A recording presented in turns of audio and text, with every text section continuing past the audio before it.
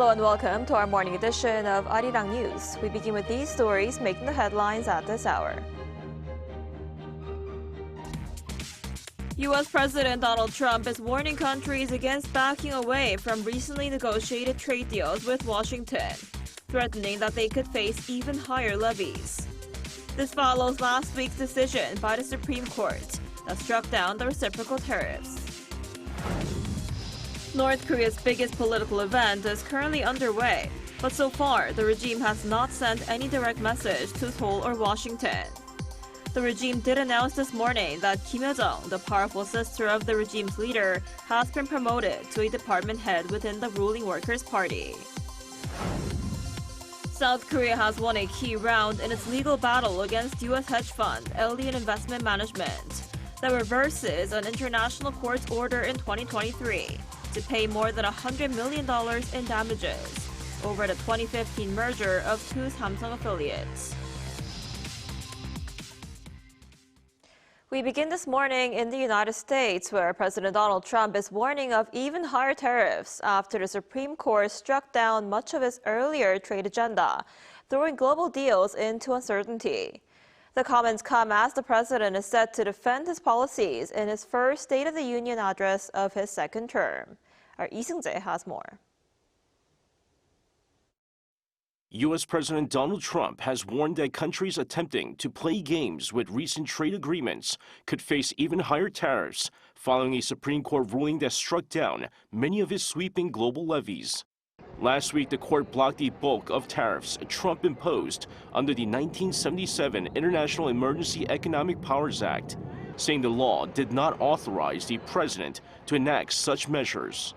The ruling has created uncertainty worldwide as governments reassess the status of trade deals negotiated in response to those tariffs. In response, Trump announced a new global tariff initially set at 10%, but which he said would increase to 15% using a different legal authority. The new measure, with some exemptions, is scheduled to take effect on Tuesday. The European Union suspended the ratification of a trade deal reached over the summer on Monday, while India announced it would postpone talks aimed at finalizing a recent agreement. On social media, Trump cautioned that any country seeking to use the court's decision to retreat from prior commitments would face steeper tariffs than previously agreed. Meanwhile, President Trump is set to deliver the first State of the Union address of his second term Tuesday night before a joint session of Congress. The annual speech will outline his budget priorities, assess the economy, and set out key domestic and foreign policy goals. The address comes at a politically sensitive moment following the Supreme Court ruling in a recent shooting involving immigration enforcement officers in Minnesota. Observers expect Trump to double down on his hardline trade and immigration policies as he looks to energize supporters ahead of the November midterm elections. Lee Seung-jae, Arirang News. Interim Chief of Coupang Korea, Harold Rogers, appeared before the U.S. House of Representatives on Monday for a closed-door deposition amid controversy over a massive data breach. Rogers testified for about 7 hours before the House Judiciary Committee in Washington in a session that could lead to follow-up legislative action. On his way to testify, Rogers declined to answer reporters' questions about what he would say during the session or whether he had any messages for Korean consumers. After the testimony, Coupang's parent company, Coupang Inc., released a statement expressing concern over the situation and said its continuing efforts to seek a constructive resolution. And South Korea has won a key round in its legal battle against U.S. hedge fund Elliott Investment Management over the 2015 merger of two Samsung affiliates. The dispute stems from a 2023 ruling by the Netherlands-based Permanent Court of Arbitration, ordering Seoul to pay $107.8 million in damages and interest stemming from the controversial merger of Samsung C&T and Seoul Industries. Elliott was a shareholder in Samsung C&T at the time of the 2015 merger. The government challenged the decision in London, arguing the tribunal lacked jurisdiction under the Korea-U.S. Free Trade Agreement. Although Britain's High Court initially dismissed the case, the Court of Appeal later sided with Seoul and sent it back for review. Meanwhile, North Korea's 9th Workers' Party Congress entered its 6th day on Tuesday, and as of yet, there have been no messages directed towards Seoul or Washington. Meanwhile, Kim Yo-jong, the sister of the regime's leader, was promoted to a department head within the ruling party. Our Park Gun-woo has more. Kim Yo-jong, the sister of North Korean leader Kim Jong-un, has been promoted from vice director of a department to the head of an undisclosed department at the ruling Workers' Party. According to North Korea's state-run Korea Central News Agency on Tuesday, the decision was made on Monday, the 5th day of the 9th Workers' Party Congress. Kim Yo-jong was also reinstated as an alternate member of the Politburo, the party's highest policy-making body, after having been demoted to an ordinary Central Committee member 5 years ago. The KCNA also announced the 5 members of the Politburo Standing Committee, the regime's highest decision-making body when plenary meetings of the party's Central Committee are not in session. Led by Kim Jong-un, the newly reshuffled body now consists of Premier Park Tae-sung, Cho Yong-won, and newly appointed Kim Jae-ryong and Lee Il-hwan. The change marks a generational shift in leadership as former senior member Choi Dong-hae was removed. Remarks by Kim Jong-un from Monday's meeting, where he said that no challenge or change in circumstances would be able to slow or stop the North's advance, were also reported. No specific messages were issued regarding external policies towards South Korea or the U.S., as his remarks focused largely on domestic issues. The current party Congress has now entered its 6th day, while the previous session lasted a total of 8 days. Park Gun-woo, Arirang News. So the biggest political event in North Korea, its key party Congress, is currently underway. And held just once every 5 years, it's the 9th time the Workers' Party Congress has convened under the Kim family's decades-long rule and offers us a glimpse into the regime's political and military goals over the next 5 years. For more on this, we're joined today by Matthew David Jenkins, Associate Professor at the Department of Political Science at Gyeongsang National University. Professor Jenkins, thanks for joining us this morning. Thank you for having me. Good morning. So the regime, North Korea, has yet to send a clear message to Seoul or Washington at the party Congress yet. Some say Kim is being cautious ahead of the potential geopolitical shifts that could follow a meeting between Trump and China Xi in April. What's your take on this? Yeah, sure. They haven't really said anything yet, and usually they typically do make remarks about their relationships with other countries, so it is unusual, as you point out. However, this party Congress has been a little bit less forthcoming on details compared to the last one. Details, for example, on specific economic policy targets and things like this. So it does kind of follow a pattern in terms of just being a little bit more hesitant on revealing the full details. So yeah, certainly they don't want to say anything that's going to trip them up later, depending on how the talks with Trump and Xi play out. And so I think it's just a bit of cautious strategic sort of positioning and sort of just waiting to see how that plays out to figure out what their next step is going to be. I see, and Kim Jong-un has been re-elected to the top post of the ruling Workers' Party. What does this mean for the regime and Kim's leadership? Sure. So this signals that Kim Jong-un is further consolidating power, right, and strengthening his leadership and reaffirming his authority and right to rule as the successor of Kim Jong-il, right. And I think we're going to see further changes in the reshuffling of the cabinet as he further consolidates power. Right, and Kim Jong-un's sister, Kim Yo-jong, has been promoted to a department head at the ruling Workers' Party. And North Korea also appears to be replacing political and military figures in Kim Jong-un's inner circle. Does this point to a generational shift, perhaps, and could it change the power structure within Pyongyang's elite? Yeah, so age is important. Obviously, age is super important in terms of determining the party hierarchy, the military hierarchy, government hierarchy, et cetera. But I think I would see this less as a generational shift per se, and more as a signal of Kim Jong-un consolidating power under people who are loyal to him, like people who owe their status and their power and the position to him rather than the previous successor. A lot of the older folks will have still ties to the previous leader, Kim Jong-il, right? And so that could create a potential for conflicts, right, between them and Kim. And so he wants to have people around him who are loyal to him, who owe their life to him, and therefore will be completely obedient and will not give him pushback. And so I think that's what this is really about. Kim Yo-jong is sort of his enforcer, and it makes sense that he would want to elevate his position and in order to further secure his power and make sure that there's no question about who is in charge and who makes the decisions, right, in this regime. I see. There's also been a lot of tension on Kim Jong-un's teenage daughter, Chue, whether she might show up at the Congress or even get some sort of a formal role. South Korea's intelligence agency recently said she may be being groomed as a likely successor. What do you make of her growing public profile and possible influence? Yeah, so I mean, she's been appearing at, parades and things like this, and sort of it does appear that he is grooming her as his successor. Nothing is formal yet, nothing has been announced, and that's how it worked for him too. His name didn't even really appear until much later in his life, right?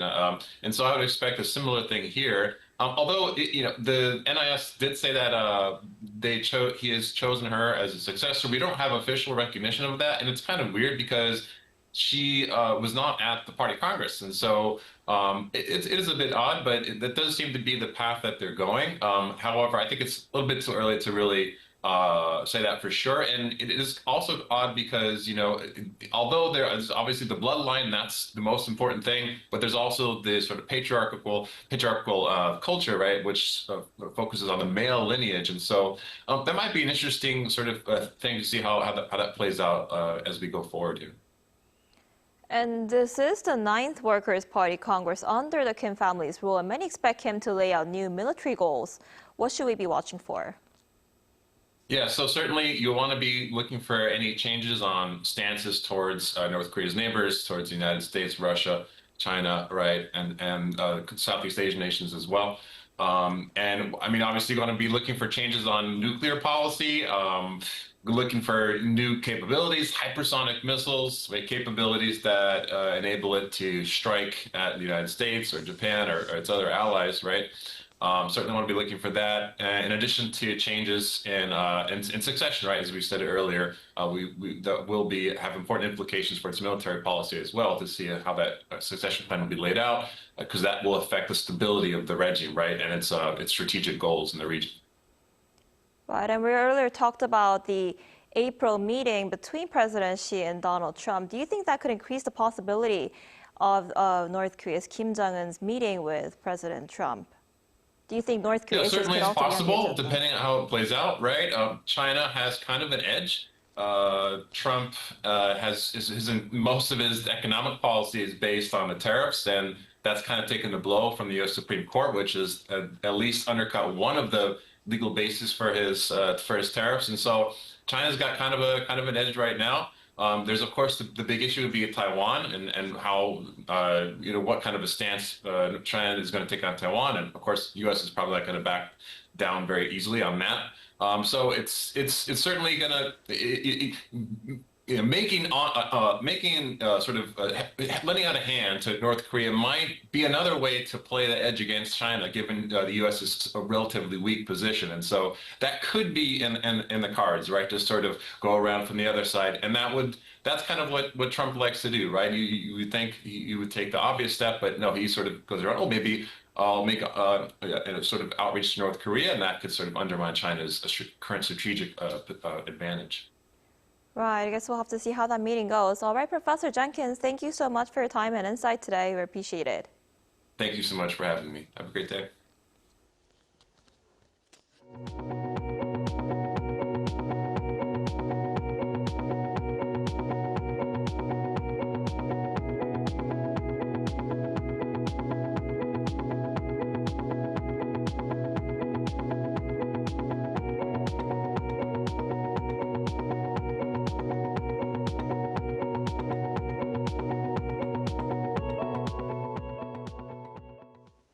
Bank of Korea Governor Lee Chang-yong said that South Korea's economy is set for a remarkable rebound this year compared to 2025. Speaking at the National Assembly on Monday, Lee noted that despite uncertainties concerning U.S. tariff policies, domestic demand is recovering on strong consumer sentiment and export growth fueled by the semiconductor boom. He said inflation will likely remain stable near the bank's 2% target. However, he pointed to international oil prices, exchange rate fluctuations, and stock market volatility as key risks. He also warned of credit risks in vulnerable sectors, including self-employed businesses, amid ongoing concerns about financial imbalances from rising housing prices in the Seoul metropolitan area. And tickets for BTS' upcoming concert at Gwanghwamun Square were snapped up immediately after reservations opened. Online ticket reservations for the group's free comeback concert opened last evening at 8 p.m. Limited to one per person, the reservation provided tickets that assigns a seat in the designated seating area. Demand surged immediately after booking opened, and at one point, the online virtual queue page exceeded 100,000 people. The concert, set to take place on March 21st, marks the group's first comeback in more than 3.5 years and coincides with the release of the band's fifth studio album, Arirang, on March 20th. An unmanned firefighting robot was deployed for the first time in South Korea at the scene of a factory fire in Chungcheongbuk-do province, helping to extinguish the blaze. Our Cha Eun-kyung has more. Amid towering red flames rising between buildings, a vehicle moves forward, spraying water through a high-pressure hose. The vehicle is an unmanned firefighting robot sent into the blaze instead of firefighters. This is the first time a firefighting robot has been deployed to a fire scene. 2 robots were deployed to the Eumseong fire. Robots assisted in suppression efforts in zones too dangerous for firefighters to enter because of collapse risks and extreme temperatures. Robots did enter zones we couldn't get to. We believe there have been some achievements made. The robot can be controlled remotely, but is also capable of autonomous navigation. It keeps its equipment cool in high-temperature environments through a self-protection spray system. It is also equipped with various advanced features, including high-temperature resistant, independently driven wheels. The unmanned firefighting robot was developed through a collaboration between the National Fire Agency and Hyundai Motor Company. The agency plans to routinely deploy the robots based on the results of their on-site operations starting next year. Cha Eun-kyung, Arirang News.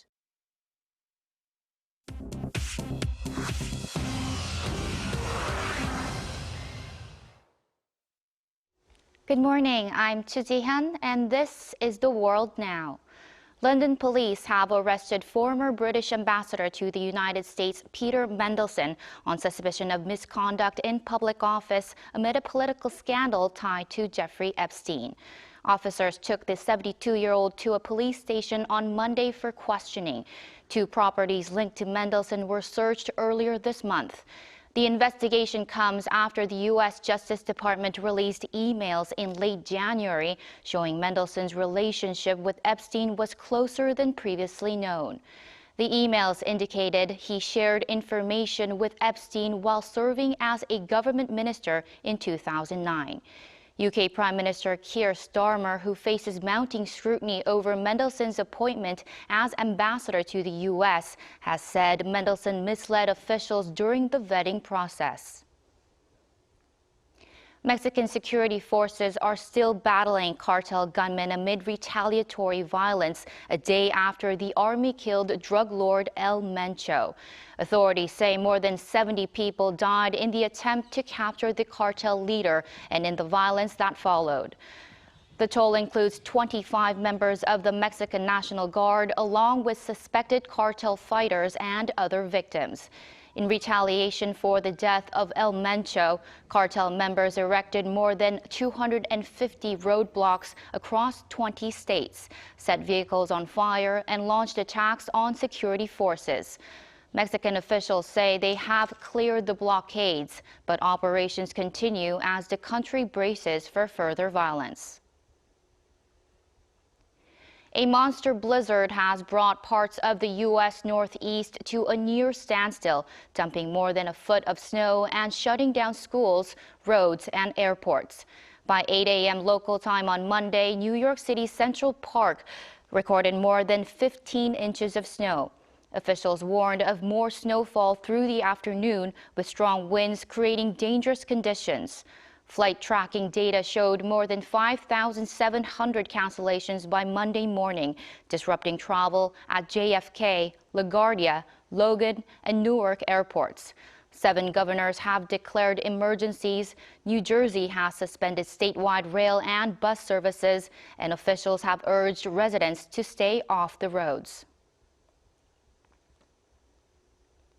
Activists placed a framed photograph of Andrew Mountbatten Windsor inside the Louvre Museum in Paris on Sunday, days after his arrest.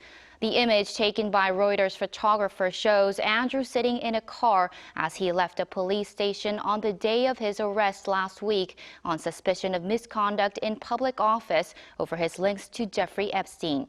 Activists attached a label beneath the photo reading, quote, "He's sweating now 2026. The anti-billionaire group Everyone Hates Elon were behind the stunt. They said they wanted to send a message that the former royal should face justice. Louvre staff removed the photo after about 15 minutes.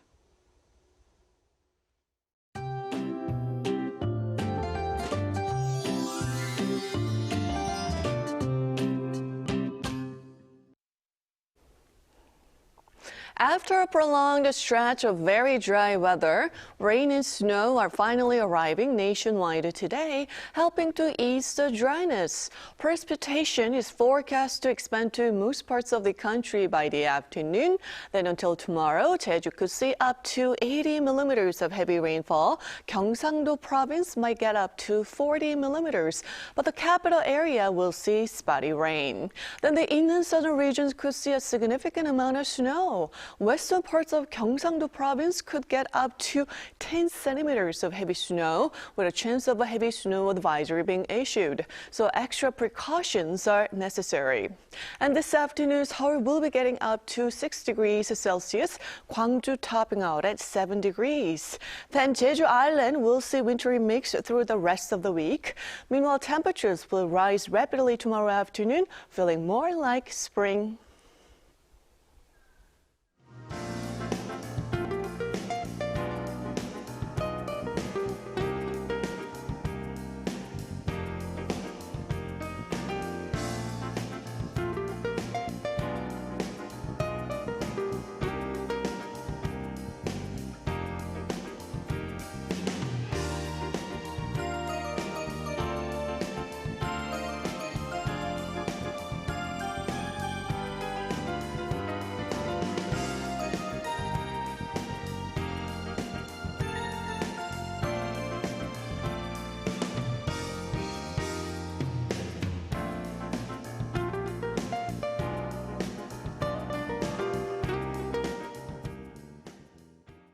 That's all we have for this morning. Arirang News will be back at noon Korea time. Thanks for watching.